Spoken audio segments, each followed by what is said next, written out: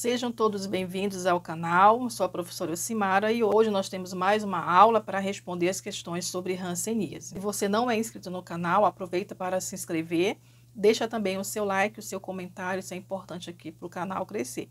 Então vamos lá, responder aqui mais algumas questões referente à hanseníase. Então nós temos aqui a nossa primeira questão de hoje, né? Qual das opções abaixo contém as 4 formas clínicas da hanseníase?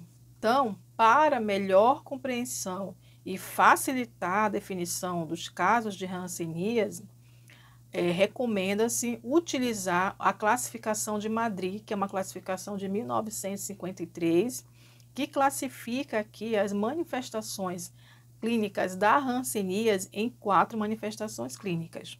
Então, nós temos aqui a hanseníase indeterminada, a hanseníase tuberculoide, a hanseníase dimorfa ou borderline e a hanseníase virchoviana. Então, são essas 4 classificações aqui que facilitam a definição dos casos de hanseníase, tá? Então, vamos falar um pouquinho aqui, resumidamente, sobre cada classificação aqui dessas manifestações clínicas. Na hanseníase indeterminada, ela é uma forma inicial da doença, ela pode evoluir espontaneamente para a cura, tá? Ou para as formas mais polarizadas. Em geral, 25% dos casos de hanseníase indeterminada podem evoluir para as formas mais polarizadas, tá? Em um período de 3 a 5 anos. Então, geralmente, as pessoas vão apresentar apenas uma lesão, tá? Que essa lesão ela vai ter a cor mais clara que a pele normal da pessoa, mas que essa lesão na pele, né, essa mancha na pele, ela tem um distúrbio de sensibilidade, que é o que vai caracterizar aqui a hanseníase. Essas áreas que têm distúrbio de sensibilidade, elas podem ser acompanhadas de alopécia, que é a queda do pelo, né, do cabelo, e também pela anidrose, que é a ausência do suor naquela região que tem distúrbio de sensibilidade. Na hanseníase tuberculoide, que é um polo, né, após a indeterminada, aqui nós temos as lesões um pouco mais numerosas, ou uma única lesão, tá? Mas essas lesões, elas têm limites bem definidos, elas são pouco elevadas, mas também tem a ausência da sensibilidade, que é a dormência, tá? Elas têm um aspecto distribuição mais assimétrico. Nesse caso aqui, o paciente pode ter comprometimento de um tronco nervoso, que pode causar dor, fraqueza, atrofia muscular, tá? Então, próximo às lesões em placa, podem também ser encontrados alguns filetes nervosos que ficam espessados, tá bom? Então, a clínica nessa fase, ela é caracterizada por lesões papulosas ou nodulares, únicas ou em pequeno número, principalmente na face. Na hanseníase dimorfa ou borderline, é uma forma clínica caracterizada por uma imunidade já mais comprometida, né, intermediária, e instável da doença. Tem características já clínicas, né, muito fortes e evidentes e também laboratoriais, que podem se aproximar muito do polo tuberculoide ou do polo virchoviano. A variedade dessas lesões cutâneas é maior do que do polo tuberculoide e se apresentam em formas de placas, nódulos eritematosos acastanhados em grande número com tendência à assimetria. Então, existe o acometimento aqui dos nervos de forma mais extensa, né? Podendo ocorrer também neurites agudas de grave prognóstico. Na hanseníase virchoviana, que é o polo mais grave aqui da hanseníase, nesse caso a imunidade celular ela é nula. Isso favorece a excessiva multiplicação dos bacilos, levando a uma maior gravidade aqui da doença, com anestesia dos pés e também das mãos. Esse quadro ele favorece o surgimento de lesões traumáticas, como complicação da doença, que pode causar deformidade, atrofia muscular, inchaço das pernas e também lesões nodulares, que nós chamamos de hansenomas, tá? Isso na pele. Costuma ocorrer infiltração facial, com madarose superciliar, que é a queda da sobrancelha, e ciliar, no caso, a queda dos cílios, rancenomas nos pavilhões auriculares e o espessamento e acentuação também dos sulcos cutâneos. Então, a gente tem aqui, né, as características das 4 manifestações clínicas aqui da hanseníase. Agora, vamos tentar responder as nossas questões de hoje. Então, na nossa primeira questão, qual das opções abaixo contém as 4 formas clínicas da hanseníase, tá bom? Então, é importante a gente lembrar aqui das formas clínicas da hanseníase. Vamos lá para a alternativa A. Hipocrômica indeterminada, dimorfa, virchoviana. Então, a gente viu que indeterminada, dimorfa e virchoviana fazem parte aqui das formas clínicas, mas hipocrômica não. Hipocrômica é a diminuição da cor da pele, né? Diferente da cor normal. Então, não é a alternativa A. Alternativa B, tuberculose indeterminada, hipocrômica dimorfa. Então, a gente já viu que hipocrômica não é uma forma clínica, tá?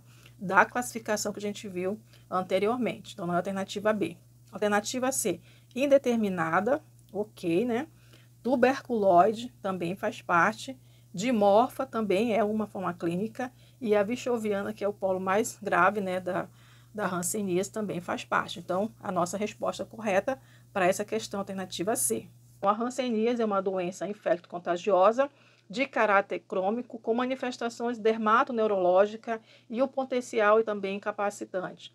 Sobre a classificação operacional da hanseníase, tá? Nós vimos a classificação ali, que nós utilizamos, né, a classificação de Madrid, que é uma classificação que traz ali as manifestações clínicas da hanseníase. Então, a gente viu que tem a forma indeterminada, a forma tuberculoide, a dimorfa ou borderline, né, que a gente pode também encontrar esse termo, e o último polo, né, de uma forma que é a virchoviana. Então, para responder essa questão, a gente precisa saber um pouquinho sobre as características peculiares de cada forma clínica, tá bom? Então, vamos analisar aqui a alternativa A. Hanseníase paucibacilar tuberculoide, tá?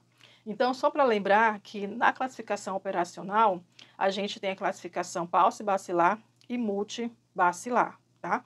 Isso é importante para o tratamento, como nós respondemos nas questões da aula anterior. Então, a hanseníase paucibacilar, elas incluem, né, ali, pacientes que apresentam até 5 lesões na pele, tá? E as formas clínicas dessa classificação operacional incluem a hanseníase indeterminada e a hanseníase tuberculoide. Já a hanseníase multibacilar, que é um paciente com mais de 5 lesões na pele, então a gente entende que é um polo mais grave. Então entra aqui, para essa classificação multibacilar, a hanseníase dimorfa e a hanseníase virchoviana, tá bom? Então é importante também lembrar dessa classificação operacional. Então vamos lá para a alternativa A.